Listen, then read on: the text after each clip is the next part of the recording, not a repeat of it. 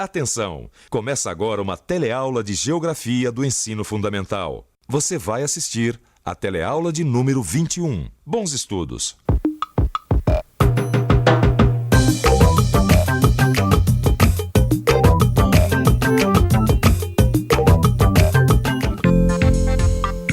Eita, mundo velho sem porteira.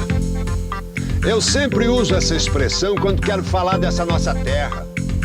E é um mundão mesmo, cheio dos mais diversos tipos de paisagem. Tem cidade grande, tem pequenos vilarejos, campos plantados com soja, milho ou laranja. Tem floresta, tem caatinga e por aí afora. Tem também gente para todo gosto. Gente diferente, com diferentes jeitos de ser e viver. E o interessante é que esse montão de caras diferentes fala tudo a mesma língua. A gente pode até estranhar um pouquinho o sotaque de um lugar para o outro, mas a língua é a mesma, o português. Tá na cara que esse mundo velho sem porteira que eu tô falando é o nosso Brasilzão. Não dá para confundir porque não tem outro igual, não é mesmo? A propósito, meu nome é Francisco, mas o pessoal me conhece mesmo é como Chico. Para começar, na teleaula de hoje, você vai aprender como todos nós brasileiros participamos da construção de uma comunidade nacional que compartilha um vasto território caracterizado pela diversidade de paisagens. Vai ver também como o trabalho de diferentes etnias sobre um meio natural como o nosso, basicamente tropical, deu origem às mais diversas paisagens e hábitos culturais. E aí, você tem interesse nesse assunto? Então vamos nessa que tem muito chão pela frente.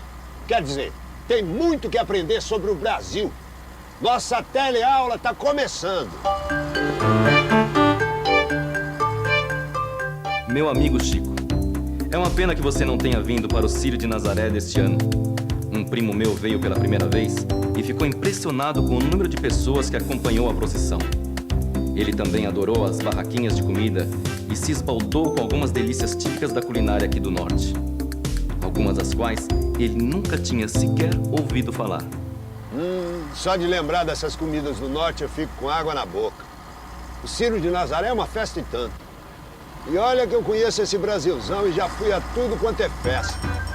Festa do Bonfim, festa do Peão Boiadeiro, festa de San Genaro, carnaval e por aí vai. É tanta festa e uma diferente da outra que fico me perguntando. Por que será que no Brasil tem tantas diferenças na alimentação, nas festas, nos ritmos e músicas, na maneira de construir as casas e até mesmo na maneira de ganhar a vida? Será que a geografia pode ajudar a gente a responder essa pergunta? Para começar a responder essa pergunta, imagine que um motorista de caminhão fosse transportar uma carga de Belém até Porto Alegre. Ele teria que percorrer mais de 3.300 quilômetros, o que significaria uma viagem de mais ou menos uma semana. É chão que não acaba mais. Uma viagem como essa dá uma ideia das dimensões do território brasileiro. Peraí, Pedrão. Quer dizer que a extensão territorial do Brasil é um dos motivos dessas diferenças que acontecem pelo país? Falou bem, um dos motivos. E uma coisa interessante é que a forma desse território brasileiro foi definida mais ou menos antes do Pedro Álvares Cabral chegar aqui. Como é que é, Pedrão? É, isso mesmo. Você já deve ter visto em história como é que os portugueses e os espanhóis dividiram o mundo entre eles, não é mesmo? O famoso Tratado de Tordesilhas. Aqui tem até um selo comemorativo, ó, do aniversário de nascimento de Cabral e dos 500 anos de tratado, ó. Esse aqui. Esse tratado foi assinado há mais de 500 anos, quando os portugueses e os espanhóis eram os povos mais poderosos do mundo e dominavam os mares. Eles traçaram uma linha imaginária que passava a 370 léguas a oeste de Cabo Verde. As terras descobertas que ficassem a oeste dessa linha seriam da Espanha e as que ficassem a leste, de Portugal. É lógico que a ocupação do território brasileiro é uma longa história, onde os principais personagens foram os ameríndios, os europeus, os africanos e, mais recentemente, os asiáticos. Quer dizer, as combinações dessas diferentes etnias são responsáveis pelas diversas manifestações culturais presentes no Brasil. Etnia, gostei da palavra. O Brasil é mesmo um caldeirão de etnias. É só olhar ao nosso redor. Tem gente de tudo quanto é jeito. E não importa se o cidadão é do norte, do sul, do nordeste, do sudeste, ele consegue se comunicar numa boa. Isso porque o povo brasileiro fala uma só língua, o português. Agora, não dá para tapar o sol com a peneira. Mesmo com essa facilidade de comunicação, o Brasil não é essa democracia racial que tanto falam. As oportunidades ainda não são iguais para todos os brasileiros. Ainda existe muito preconceito racial e falta de respeito pelo cidadão. É comum, por exemplo, a gente ler notícias sobre invasão de reservas indígenas. Pô, os índios já estavam aqui antes da chegada dos portugueses.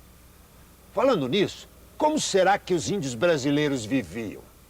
Eles abriam clareiras nas matas para plantar mandioca, milho verde, batata doce. Eles dependiam totalmente da floresta para sobreviver. Os portugueses que aqui chegaram também se interessaram muito pelas nossas florestas, principalmente por uma madeira corante que era muito comum nesta época na Mata Atlântica, o pau-brasil. Foi daí que veio o nome da nossa terra.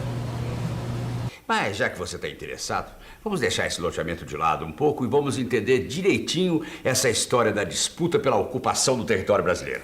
É o que eu sempre digo. Professor, mesmo aposentado, não perde a chance de ensinar.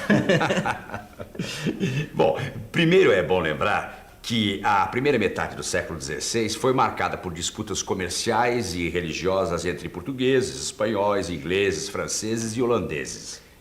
Naquela época, a Igreja Católica era a toda poderosa, não era? Exatamente, exatamente.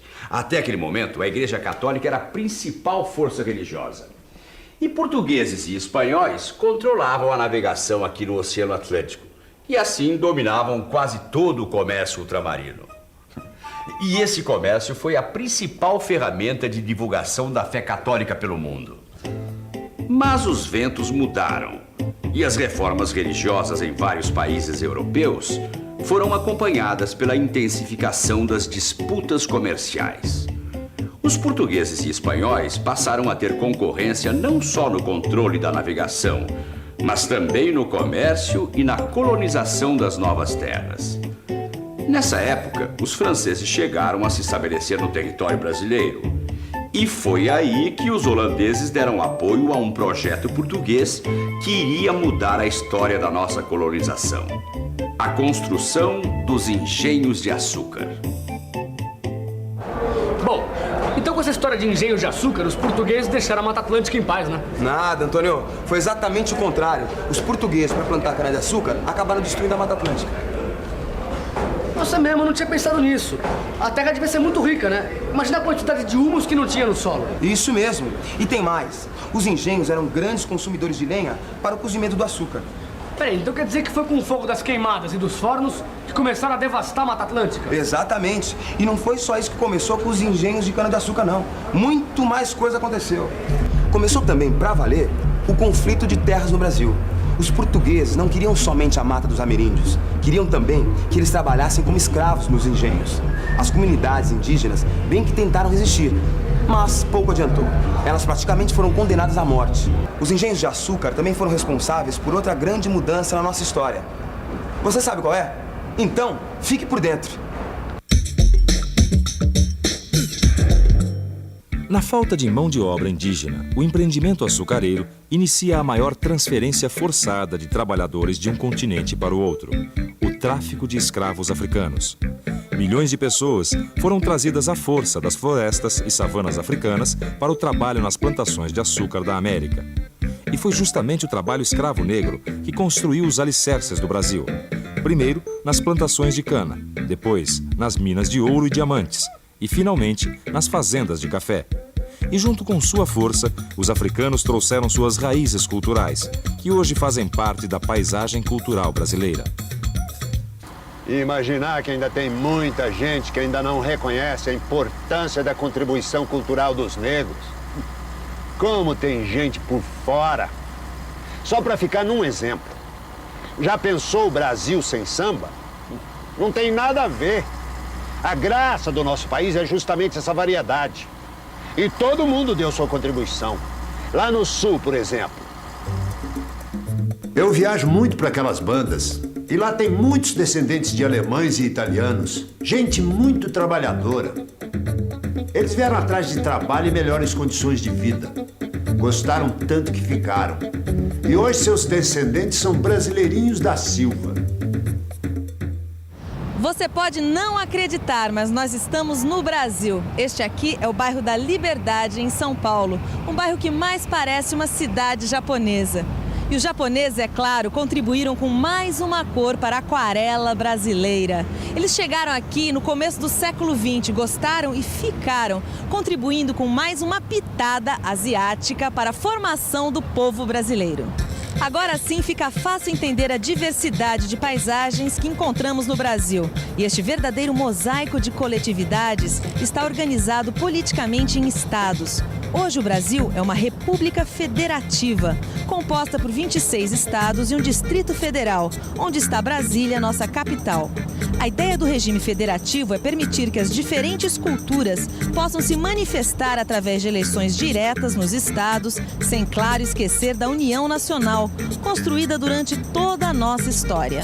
Se não respeitar, tem que respeitar. Cada povo tem um costume, um hábito, não? Diferente. Eu acho que não, eu acho que a igualdade, a consideração de um para o outro é que faz um país ter um povo que é consciente da sua nacionalidade, das suas diferenças e unir essas diferenças para um país melhor. É isso aí. Um país justo só pode ser construído com respeito, união e igualdade. Separatismo e discriminação não tem nada a ver com a ideia de cidadania, onde os direitos de cada um são garantidos pela participação de todos. Conhecer um pouco de história e saber como se formou o povo brasileiro podem nos ajudar a chegar mais perto disso tudo. Por isso, vamos ficar agora com a revisão. E atenção, se liga aí que é hora da revisão. Na teleaula de hoje, você aprendeu que a diversidade de paisagens brasileiras é resultado do trabalho de diferentes etnias num meio natural predominantemente tropical.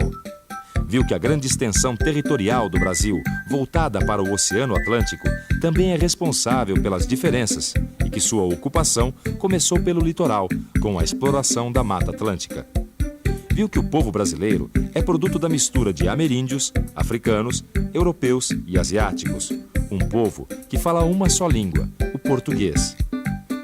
E por último, viu que a República Federativa é uma forma de governo que permite a expressão dos interesses das diversas coletividades que se formaram no nosso território, que é dividido em 26 estados e um Distrito Federal. E aí, gostou? Pois fique sabendo que isso é só o começo. Na próxima teleaula, nossa viagem de conhecimento continua. Por enquanto, o melhor que você faz é dar uma boa lida no seu livro de estudo.